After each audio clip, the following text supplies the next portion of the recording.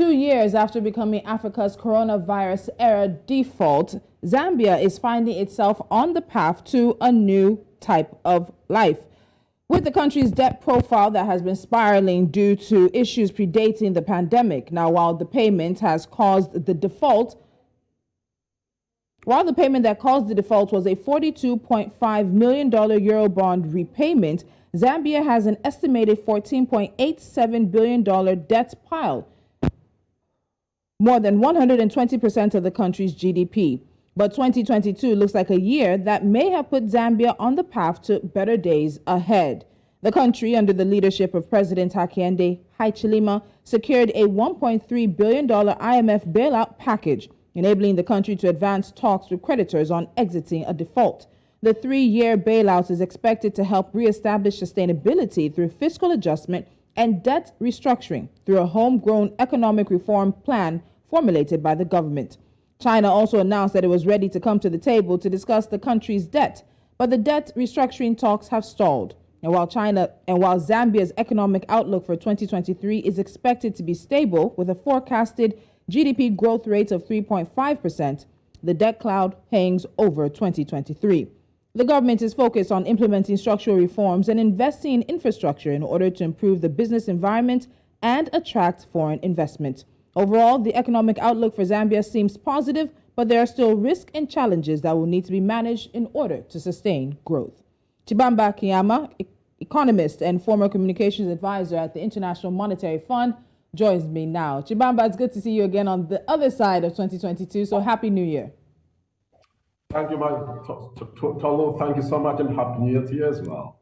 All right, so let's start this conversation with some of the positives that came out of last year, and that was us seeing the Zambian kwacha being one of the best performers against the US dollar. I think the second best performing currency against the dollar in the year. We also saw, of course, inflation fell from double digits in recent months, which was also bucking a trend that was what was happening in the Southern Africa region, of which Zambia is part. When all of this was happening, it was good news and good time. So how did it actually happen? Yeah, you're right. Zambia was exposed to significant exogenous external risks. We know that the USA was battling with high inflation levels and continuously increased its interest rates. We know there have been geopolitical crises, conflicts between Ukraine and Russia, and all these increased the level of risk. However, Zambia was resilient. It proved to be very resilient. While the rest of the world was grappling with these problems, Zambia, like you indicated, managed to even grow the economy marginally, able to stabilize the exchange rate, though towards the end of the year, it showed signs of battling with the US dollar. We also saw inflation rate coming to 9.9%, which was the rate at which we closed last year. So overall, we'll say the major issues that drove resilience were two. Number one was the conclusion of a deal with the International Monetary Fund, the extended credit facility worth 1.3 billion US dollars. And we also had significant fiscal discipline on the part of the Treasury. And this discipline can be attributed to frugality, the same negotiations with the IMF and other potential creditors, and we were able to spend as budgeted. So the best indicator to fiscal discipline is how government collects revenues as anticipated, yes, as well as spend according to the budget. Okay. So let's fast forward. Unfortunately, towards the end of the year, we saw that there was a sharp slump in the kwacha, placing upward pressure on inflation. And this could also prompt monetary policymakers to raise the interest rates that they haven't raised in a year.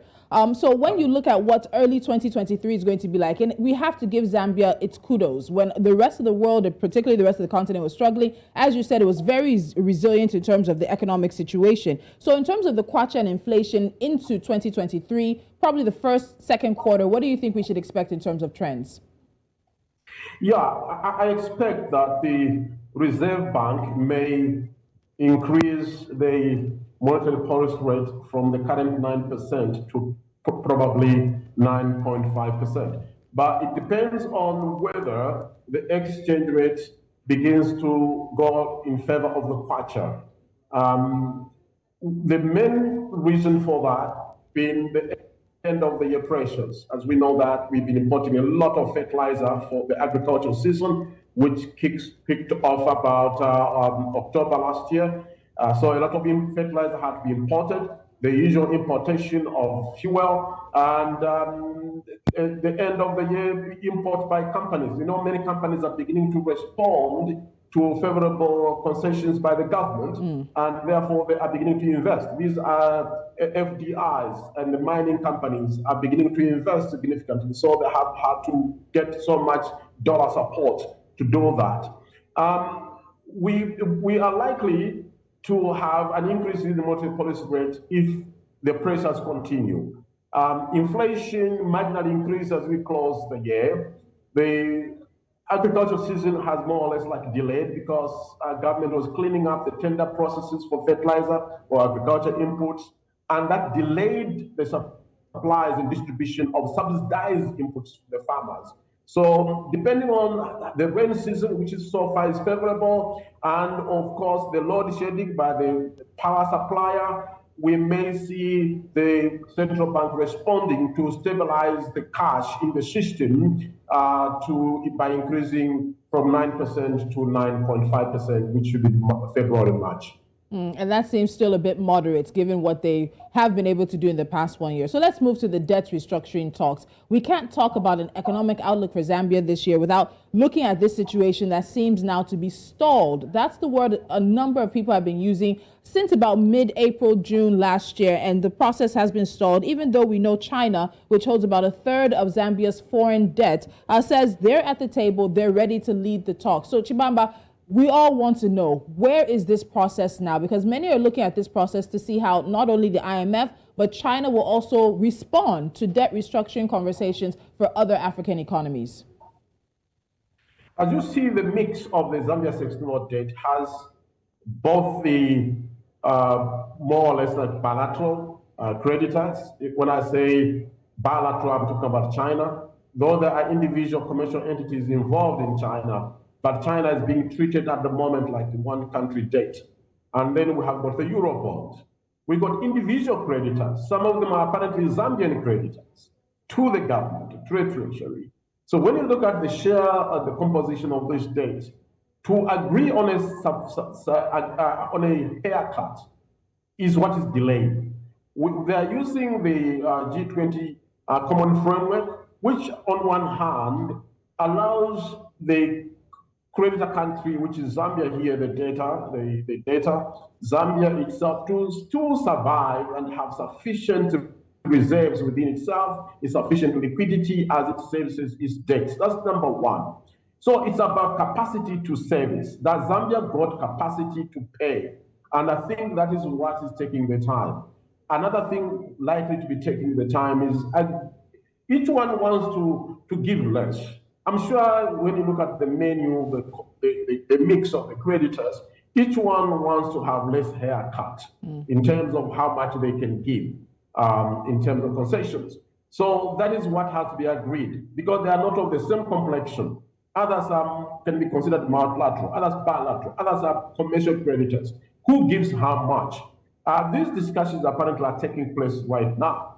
And our hope is that by March this year, in the first quarter of 2023, there should be a firm agreement on the roadmap and who is giving up what, and whether others are writing off completely, others are only maybe writing off the interest rates, or it's just some kind of haircut, reducing how much Zambia should pay. So all those agreements and discussions are taking place right now. And the good news is that the IMF itself is fully involved in these discussions, providing some level of leadership. So in terms of this stalemate, what impact has it had on the kwacha and more importantly on the economy? Because there are a lot of people who believe that because the process has not moved along and has not moved as far as the governments would like, there are things that unfortunately are being bogged down. So what effect has the stalemate on the debt restructuring conversation had on Zambia's economy? The first impact has been some heightened risk, sovereign risk for Zambia. And any investor, whether it's portfolio investor or foreign direct investment investor who wants to commit resources to Zambia, want to have the way out of this debt. Because we know at one point we'll still have to pay. Right now, we've been on default, and of course, with some kind of understanding why we're defaulting on the repayments, but the repayments will still take place. This level of uncertainty is inducing uncertainty on the performance of the economy, especially on how the kwacha itself is performing. One indicator for that is even though the central bank has reduced its appetite for borrowing using the government securities such as government bonds and the treasury bills, though it has reduced its borrowing, we have seen a significant drop in foreign dominated investments, portfolio investments by external investors. They haven't been forthcoming. And this has been worsened by the fact that the USA government in particular has increased the interest rates to respond to high inflationary levels.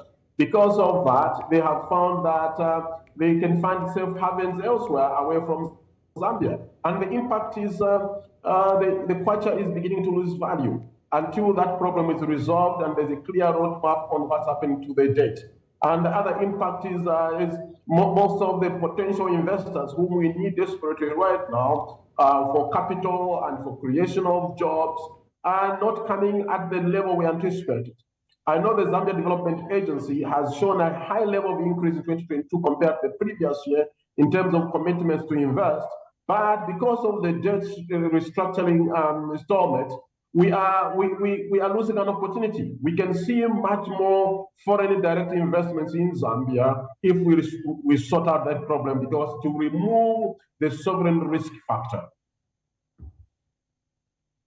To stay with this because it's such a large sort of cloud that hangs over Zambia now. But there are a lot of conversations that this should not be about restructuring. In fact, it should be about outright debt cancellation to one point. So the IMF calculated Zambia requires about $8.4 billion in cash debt relief from foreign creditors across both interest and loan repayments from 2022 to 2025 to help plug an $11 billion financing gap during this period. Now, this should be achieved through haircuts to the loan's original values and maturity extensions, with some bilateral creditors indicating that they would be willing to negotiate repayment terms. But we saw a global economy that did not necessarily give it the best shots last year. And there are still predictions that many economies will enter into a recession this year as well, which could also affect the ability of these creditors to want or willing to take that haircut. But Chibamba, in the interest of all transparency and fairness, and for Zambia to get back on the right path, is it restructuring we should be talking in 2023 or some outright cancellation? What percentage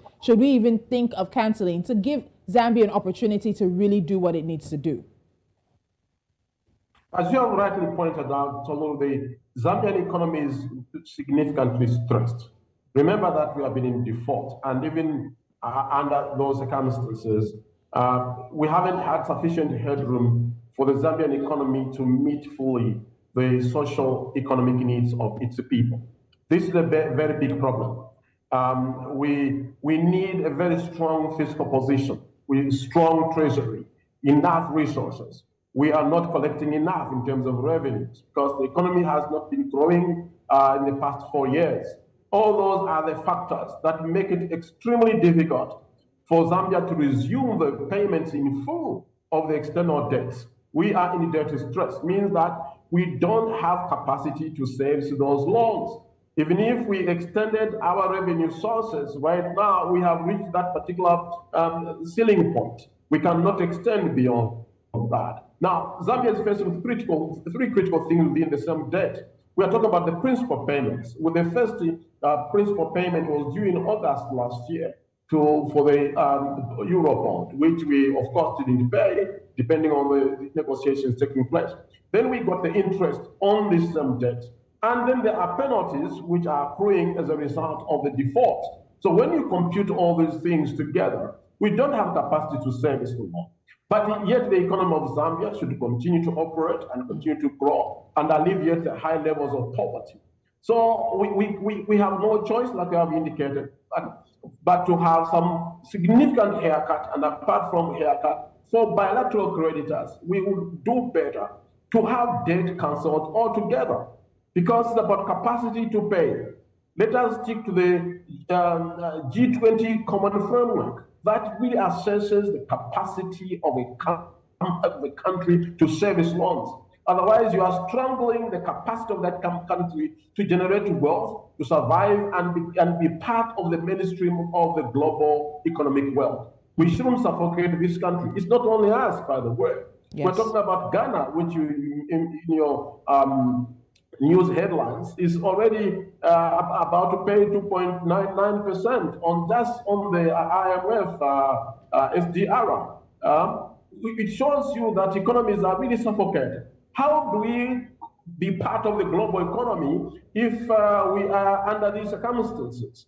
I know, as you indicated, the IMF and others have indicated a global recession, which also affects us too. Our major source of revenue as a country, which will enable us to pay debt, is copper sales.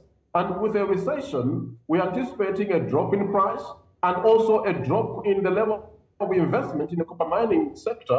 So there's a drop in revenue declaration to government, making it very difficult for the Zambian government to service these loans. So if there's any consideration for complete write-off of debt, then the better, not only for Zambia, but for the health of the global economic world.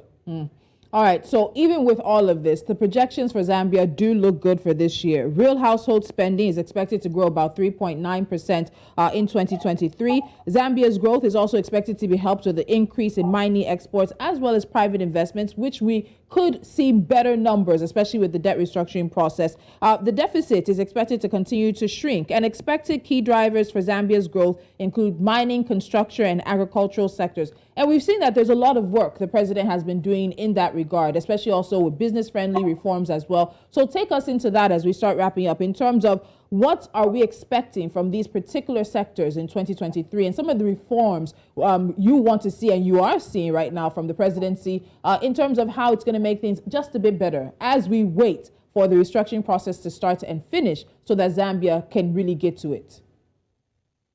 Yeah, thank you. I think some of those reforms I started last year.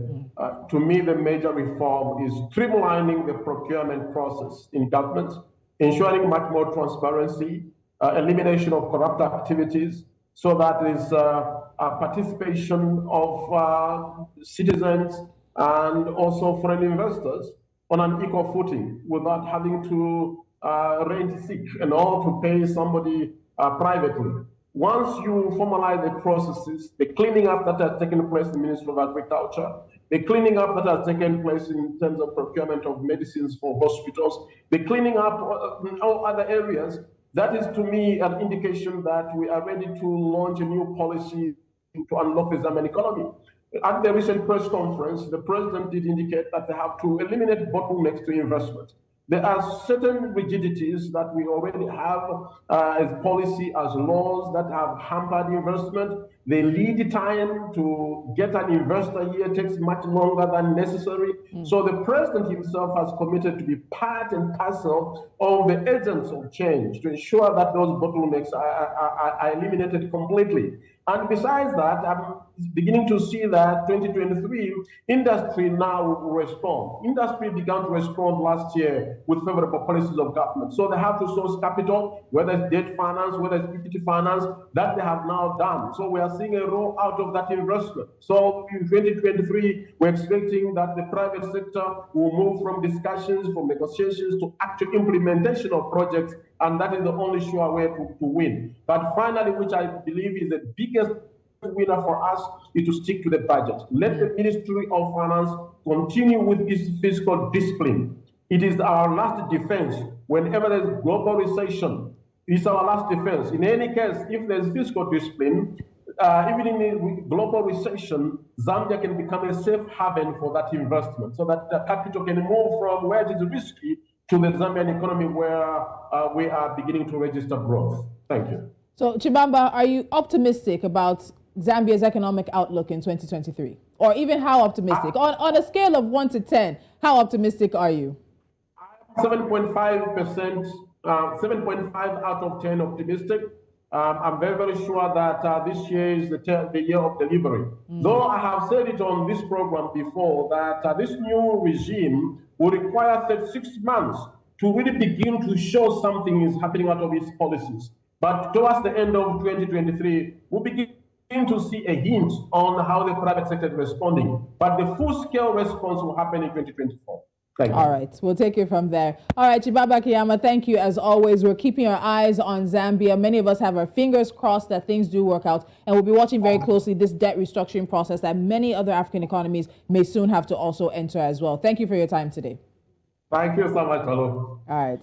And as I said earlier, in September 2022, the IMF did agree to give Zambia a $3 billion 3-year loan. Now, to reduce its debt service to revenue ratio from 61 to 14% by 2025, as the IMF demands, Zambia will have to implement a series of austerity measures.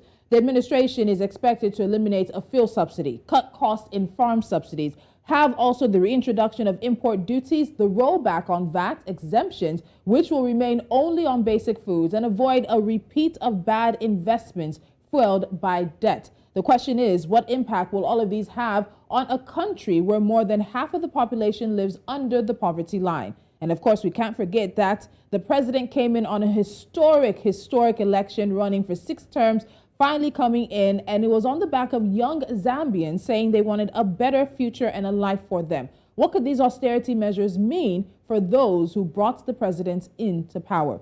It's a conversation and a story we'll be following throughout the year.